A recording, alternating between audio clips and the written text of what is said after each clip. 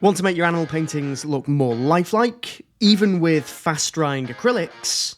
Well, today I'm sharing 10 essential tips to help you paint realistic animals, no matter what your skill level. Sketch out your underlying foundation of what you want to paint very carefully. Before you even touch the paint, make sure you get the proportions right and you understand what it is you're trying to do. A well-placed eye or a correctly angled muzzle makes all of the difference. Don't rush this part. Accuracy is the key to realism. Whether you're doing a preliminary drawing on paper or you're doing the drawing directly onto the canvas, it's a really good idea to do this initial sketch. It will help you understand some of the important aspects like the features and the proportions of the animal that you're going to try and paint. Block in your values before details. So start simple. Just light, mid and dark areas. If your value structure works, your painting is going to look realistic even before adding any colour. This is similar to the reasoning behind doing the sketch. It helps you understand the form of the subject, but now with paint, but in a simple way. You don't need colour to make an interesting artwork. You can create really amazing artworks with things like charcoal, which is just one colour.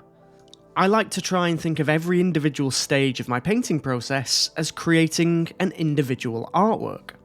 It might look rough and ready, but everything that's on that canvas is there for a purpose.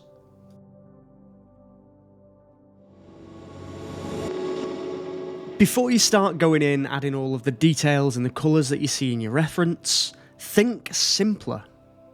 Break up the animal into basic shapes and block colours, and just get those initial shapes and those initial structures as accurate as you can. You'll be surprised by how just adding a few simple shapes that are accurate in the right proportions and the right colour, you can very, very quickly create a realistic looking painting without having all of the details and all of the tiny bits of colour that you might see in a reference. I like to build all of my paintings up in layers. It doesn't matter if it's acrylics or oils, but it is especially helpful and useful with acrylic paintings since they dry so fast. With oils, you can achieve really soft blended fur really easily. But with acrylics, you have to work in thin, smooth layers to help you build that natural looking fur and those soft transitions, instead of just getting really sharp, harsh lines. The paint can be thinned with water, or it can be thinned with medium, whichever you prefer to use. If you're not used to thinning with water, or you don't like the way that paint feels when you thin it with water, then use a medium. And vice versa, if you don't like using a medium, then use water. Just use what feels comfortable for you. I'm going to just look a little bit more closely at what I was just doing, and that is painting fur around the direction of the form of the animal. So what I mean is I am making that fur follow the curvature of the shapes of the animal. In this case, I'm painting an otter. It curves around the shape and adds to that 3D look. It's better to be thinking about the animal's 3D shape than blindly copying your reference. If you can change the fur direction or put a mark in that makes your image look more 3D, that's different to the reference photo, then do it. But you can see how the fur direction has changed as I've progressed to different parts of the otter. So as we move down the back, it arches around the curve of the back. As we curve around the structure of the legs, I'm not just putting in completely straight fur all in one direction. I'm changing the direction of those fur strands following that 3D shape, and that is really, really important. It's why I like to build up the form with that underpainting and then the colours first, because I can then visualise the form and I can visualise the direction that I actually want that fur to go in. Once I've got the basic shapes and structures of the animal that I'm trying to paint, I use glazing techniques to add depth and realism. Glazing thin, transparent layers of colour adds incredible depth, and it helps to unify the tones and make your painting look softer and much more realistic. I don't just use glazing to add subtle colours, I also use glazing techniques to add the details. Rather than putting in lots and lots of thick layers of paint and building it up that way, I like to build up the details in very, very thin, multiple layers, and glazing is perfect for that.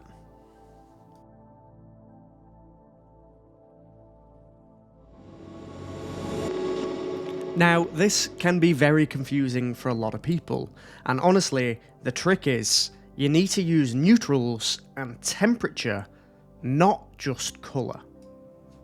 Pretty much all the time, I get asked, what colour paint am I using? And I think beginners think that they have to use exactly the same colour. But the truth is, you don't. Colour isn't actually important. Really, it's the selective use of colour that's important. Most animals are actually just a mix of muddy browns and greys. They aren't super saturated like the paint colours that come out of a tube. You don't need to match the colours of the reference photo either.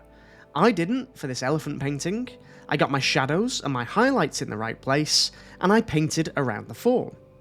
The colours that I used for the lights and shadows were essentially grey. But because of the way that they interact on the canvas, they look so much more colourful. The light looks warmer and more orange because of the contrasting cooler, more purple grey of the shadows. They aren't super saturated, and they aren't straight from a tube, I have mixed them, but they come together to create a pleasing image on the canvas.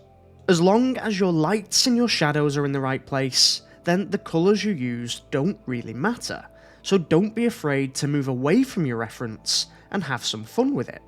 Experiment and see how adjusting the colours can change the mood of a painting. People always worry about colour mixing.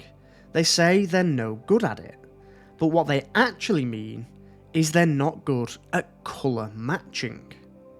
They've got a reference photo and they've got it in their head that their colours have to be exactly the same as the reference. But here's the secret, it doesn't. As long as you get those values right, the actual colour doesn't matter.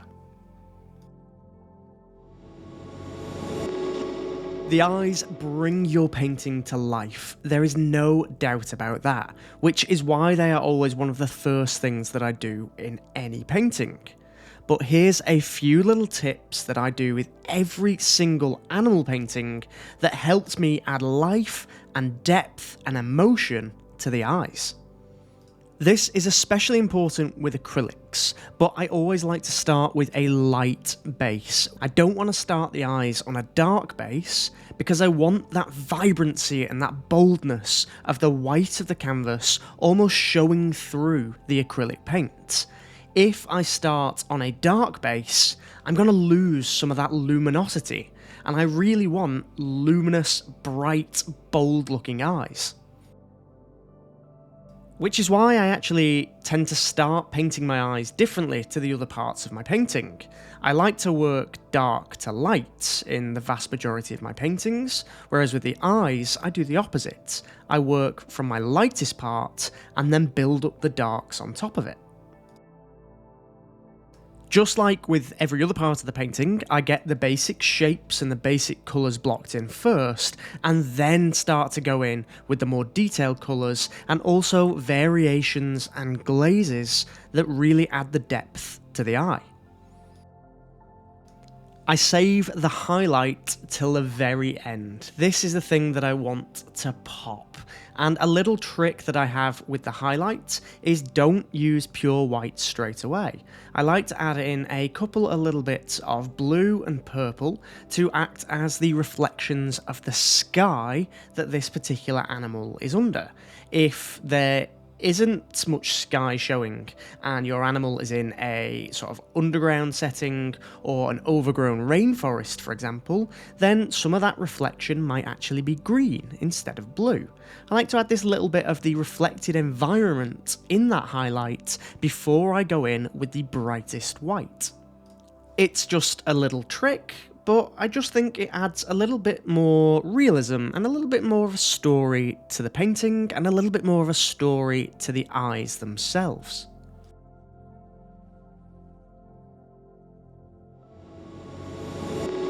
It doesn't matter how big or how small you're painting.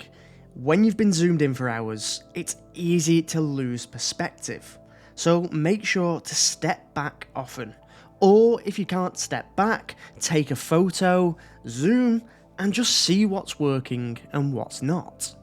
When you're painting a painting, you don't have the optimal viewing position. Your face is pressed up really close to that painting. So the viewers, the people that are actually going to be interested in buying your art and seeing your art, aren't going to be in that position. They're going to be stood anywhere from 3 to 10 feet back. So that's the position that you should keep on returning to as you're painting it, to make the best painting that is pleasing for the viewer at those distances. You can get trapped into adding unnecessary details that don't add anything to the painting when you're away from the painting at that distance, and actually, they can have negative impacts on the painting. So you need to continually step back, view the painting from a distance, and make sure the things that you're adding are actually having a positive impact on the piece. The real secret to creating realistic animal paintings is in the reference. Without a good reference photo, you are not going to create the painting that you think you are. And I've got a video right here which goes through everything that I look for in a reference, and some other things that you could do before you start painting that are going to make your next painting the best one that you've made yet. As always, thank you so much for watching, and I'll see you next time.